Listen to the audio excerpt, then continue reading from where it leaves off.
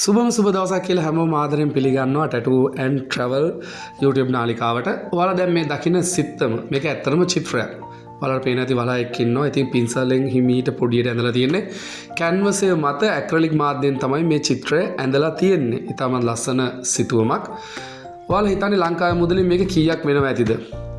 මේක ලංකාවේ මුදලින් ලක්ෂ 50කටත් වැඩි.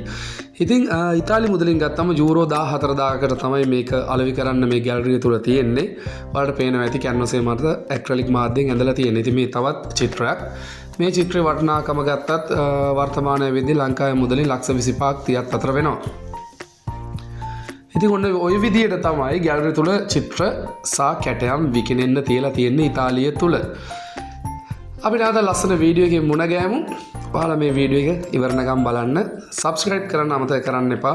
චිත්‍ර සහ කැටයම් වලට කැමති කෙනෙක් ඉන්නවා නම් මේ වීඩියෝ එක අනිවාර්යයෙන්ම ඒගොල්ලන්ට යවන්න. ඉතින් හැමෝටම ගොඩක් ස්තුතියි.